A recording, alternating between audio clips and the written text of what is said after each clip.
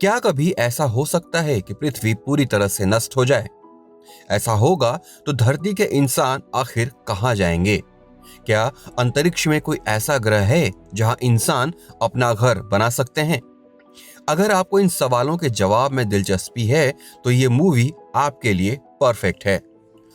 साल 2014 में release movie Interstellar एक साइंस फिक्शन मूवी है और डायरेक्टर क्रिस्टोफर नोलन ने इस मूवी में साइंस का इतना जबरदस्त इनपुट दिया है कि देखने वाले फिल्म की स्क्रिप्ट से अपनी नजरें ही नहीं हटा पाते।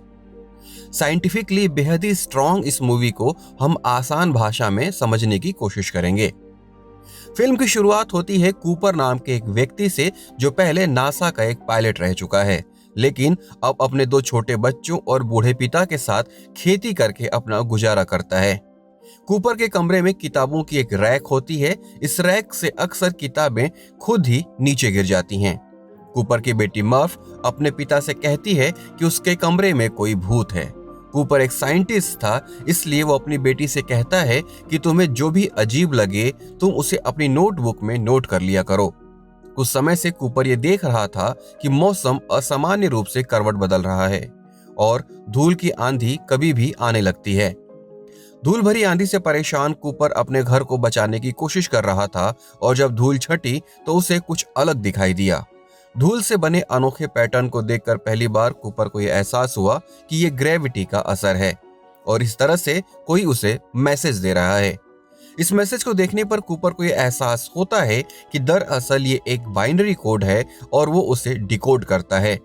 इससे कूपर को पता चलता है कि ये एक लोकेशन के कोऑर्डिनेट्स हैं। कूपर इस जगह पर जाने का फैसला करता है। कूपर जब वहां पहुंचता है तो पाता है कि नासा का एक सीक्रेट मिशन इस जगह पर चल रहा है और मिशन को लीड करने वाला कोई और नहीं बल्कि उसके पुराने प्रोफेसर डॉक्टर ब्रांड हैं।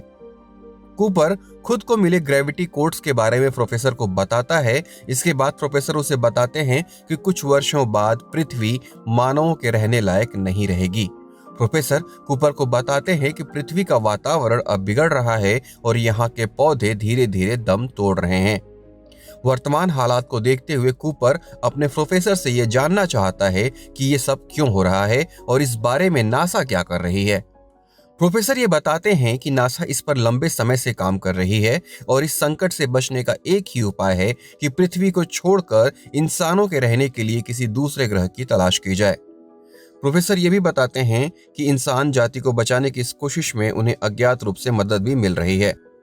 इस मदद के रूप में सैटर्न प्लैनेट के पास एक वार्म होल का निर्माण किया गया है। इस वार्म होल का इस्तेमाल कर नासा बहुत ही कम समय में दूसरी गैलेक्सी में पहुंच सकती है और वहां पर इंसानों के रहने योग्य दूसरे ग्रह को खोज सकती है। और अगर ऐसा हुआ तो मानव जाति को दूसरे ग्रह पर भेजकर इंसानों का वजूद बचाया जा सकता है। प्रोफेसर ब्रांड कूपर को यह भी बताते हैं कि नासा अभी तक 13 एस्ट्रोनॉट्स को अलग अलग इस वार्म होल के पार भेज चुका है, जिससे उन्हें नजदीकी ग्रह का पता चल सके जो इंसानों के रहने लायक हो।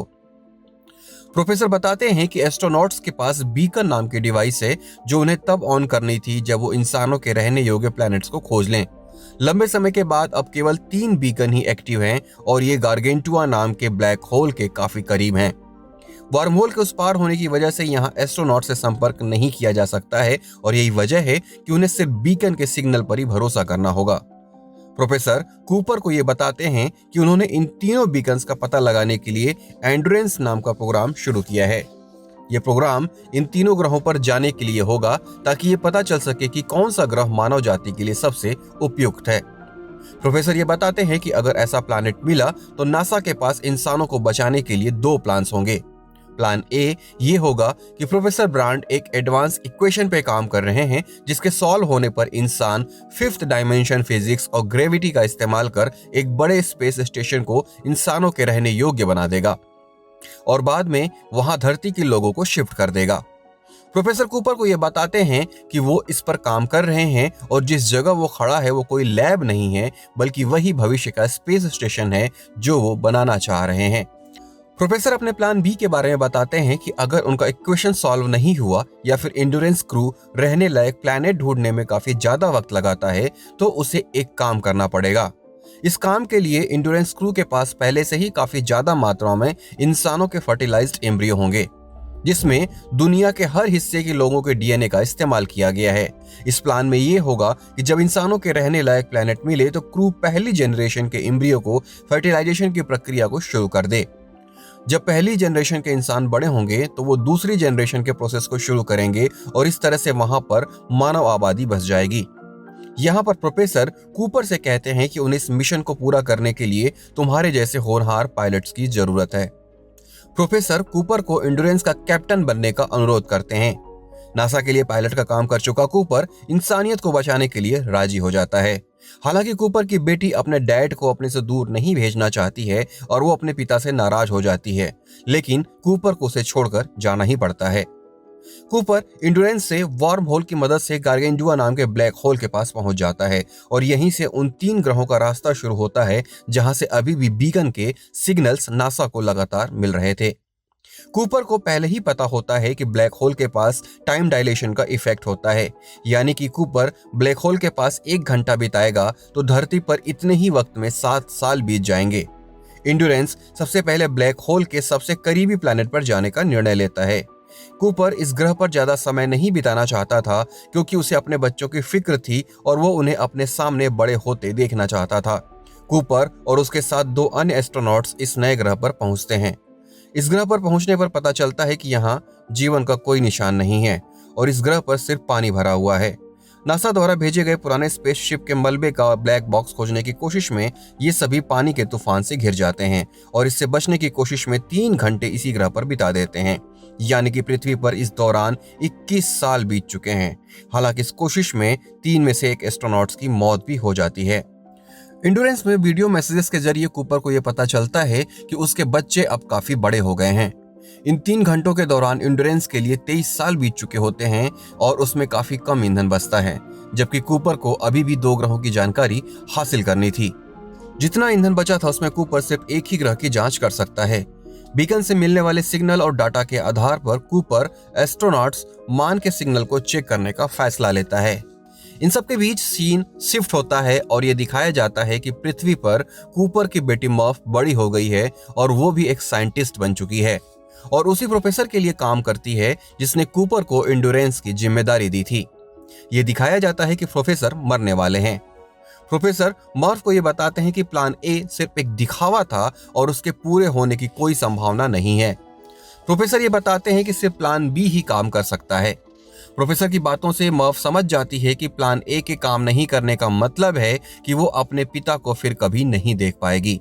मर्फ एक वीडियो मैसेज के जरिए प्रोफेसर की मौत की जानकारी एंड्योरेंस को बताती है और ये भी बताती है कि प्लान ए को लेकर प्रोफेसर ने उससे क्या कहा।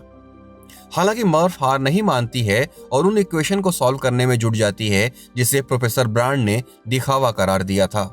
मर्फ ये बताती है कि उस इक्वेशन को सॉल्व करने के लिए उसे ग्रेविटेशनल सिंगुलैरिटी पर एक क्वांटम डाटा की जरूरत होगी।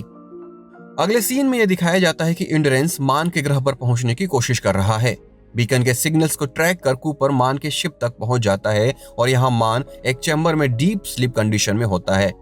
एंड्योरेंस पर लाकर मान को जगाया जाता है और वो बताता है कि यहाँ मानव रह सकते हैं। मान के कहने पर बाकी क्रू मेंबर भी ग्रह की सतह पर जांच करने के लिए उतरते हैं। नीचे उतरने के बाद क्रू को यह पता चलता है कि मान ने उन्हें गुमराह किया है और खुद को बचाने के लिए वो फॉल्स सिग्नल भेज रहा था। मान एक क्रू मेंबर की हत्या कर देता है और कूपर पर भी जानलेवा हमला करता है। मान एंड्योरेंस को लेकर धरती पर लौटने की कोशिश करता है, लेकिन इस कोशिश में एंड्योरेंस पर ब्लास्ट हो जाता है और मान की मौत हो जाती है। कूपर और ब्रांड एंड्योरेंस से अपने लैंडर को अलग कर किसी तरह से अपनी जान बचाते हैं, लेकिन अब उनके पास तीसरे ग्रह पर जाने के लिए ईंधन नहीं होता है, जबकि मर्फ के मैसेज के अनुसार इंसानियत को बचाने के लिए नए प्लैनेट की खोज जरूरी थी। कूपर और ब्रांड के पास केस और टार्स नाम के 2 रोबोट्स होते हैं जिनकी मदद से वो अपनी योजना बना सकते थे। सभी मिलकर ये योजना बनाते हैं कि वो अंतरिक्ष के ग्रेविटेशनल स्लिंग शॉट का इस्तेमाल करेंगे और एस्ट्रोनॉट एडमंड के बीकन तक पहुंचेंगे। हालांकि कूपर के मन में यह विश्वास भी होता है कि प्लान ए अभी भी काम कर सकता है, लेकिन इसके लिए उसे ब्लैक होल के सेंटर यानी कि ग्रेविटेशनल सिंगुलैरिटी में जाना पड़ेगा। कूपर इसके लिए अपने रोबोट टार्स को पहले भेजता है। कूपर को उम्मीद थी कि वो वहां से जाकर क्वांटम डाटा भेजेगा और इससे प्लान ए कामयाब हो जाएगा, लेकिन सेंटर में जाकर रोबोट टार्स से सिग्नल आने बंद हो जाते हैं। क्वांटम डाटा हासिल करने के लिए कूपर ग्रेविटेशनल सिंगुलरिटी में जाने का फैसला लेता है और वो एस्ट्रोनॉट ब्रांड को रोबोट केस के साथ छोड़ देता है ताकि असफल होने पर वो दोनों तीसरे ग्रह पर जा सकें, जिससे कि प्लान बी सफल हो सके। ब्लैक होल के ताकतवर प्रभाव के कारण कूपर खुद ब खुद सेंटर की तरफ खिंचता चला जाता है। कूपर को यह एहसास होता है कि वो मरने वाला है, लेकिन जब उसकी आंखें खुलती हैं तो वो देखता है कि वो एक टेसरेक्ट में पहुंच चुका है। यहाँ पहुंचकर कूपर अपने घर के किताबों वाले कमरे को देखता है, जिससे अक्सर किताबें शेल्फ के नीचे गिर जाया करती थीं। इस टेसरेक्ट की मदद से कूपर समय के आगे और पीछे दोनों तरफ देख सकता है। टेसरेक्ट को देखने के बाद कूपर अपनी बेटी को भूतकाल में मैसेजेस भेजना शुरू करता है। ये वही पल होता है जब उसकी बेटी छोटी होने पर उसे बताती रहती थी कि उसके कमरे में कुछ गलत हो रहा है।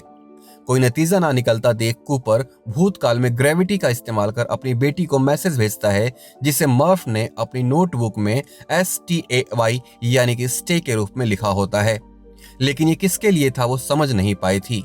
कूपर धूल की आंधी के लिए ग्रेविटी का इस्तेमाल कर बेटी को वही कोऑर्डिनेट्स देता है जो कभी उसे मिला था, ताकि मर्फ उस सीक्रेट लोकेशन तक पहुंच जाए जो प्लान ए का हिस्सा था। उम्मीद हारने की कगार पर कूपर को अचानक ही रोबोट टार्स के मैसेजेस मिलने लगते हैं, जिसे उसने खुद से पहले ब्लैक होल के सेंटर में भेजा था। टार्स के जरिए कूपर को वो क्वांटम डाटा मिल जाता है जो इक्वेशन को सॉल्व करने के लिए जरूरी था। कूपर को डाटा मिल चुका था, लेकिन समस्या ये थी कि वो इसे अपनी बेटी तक कैसे पहुंचाए। कूपर को याद आता है कि उसने एक घड़ी अपनी बेटी को गिफ्ट में दी थी, जिसे वो हमेशा अपने साथ रखती है। ग्रेविटी का इस्तेमाल कर कूपर मार्स कोड के जरिए मर्फ को मैसेज भेजता है। घड़ी के सेकंड की सुई को हिलते देख मर्फ ये समझ जाती है कि ये मार्स कोड है जो उसके डैड भेज रहे हैं। मर्फ के लिए अब डाटा को डिकोड कर क्वांटम इक्वेशन को सॉल्व करना कोई बड़ी बात नहीं थी। इस डाटा की वजह से प्रोफेसर ब्रांड का प्लान ए सफल हो जाता है और विशाल स्पेस स्टेशन बनाकर पृथ्वी के लोगों को इसमें शिफ्ट कर दिया जाता है। अगले सीन में यह दिखाया जाता है कि जैसे ही कूपर क्वांटम डाटा अपनी बेटी को भेज देता है, वो टेसरेक्ट गायब होने लगता है। टेसरेक्ट ब्लैक होल के सेंटर में था, जिसका मतलब था कि यहाँ बिताया गया 1 मिनट भी धरती के लगभग 50 साल के बराबर था।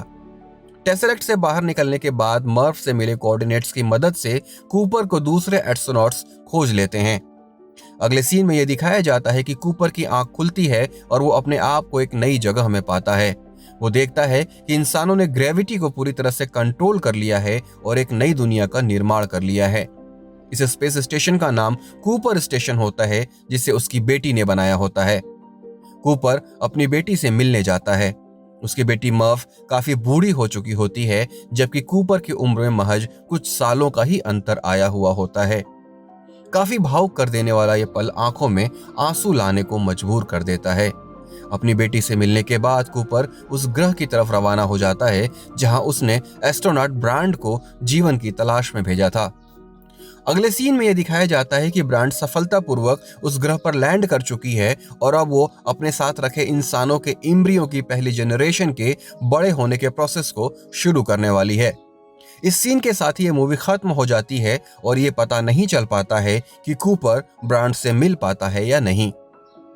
इस मूवी की IMDb रेटिंग 8.6 है, जो इसे बेहद पॉपुलर बनाती है। इस मूवी को आप नेटफ्लिक्स और प्राइम वीडियोस पर देख सकते हैं। अगर आपको यह ब्रीफ पसंद आया तो वीडियो को लाइक जरूर करें और चैनल को सब्सक्राइब करना न भूलें। आपके लिए एक लाइक और सब्सक्राइब कोई बड़ी बात नहीं है, लेकिन हमारे लिए यह बहुत ज्यादा मायने रखता है। Thanks for watching.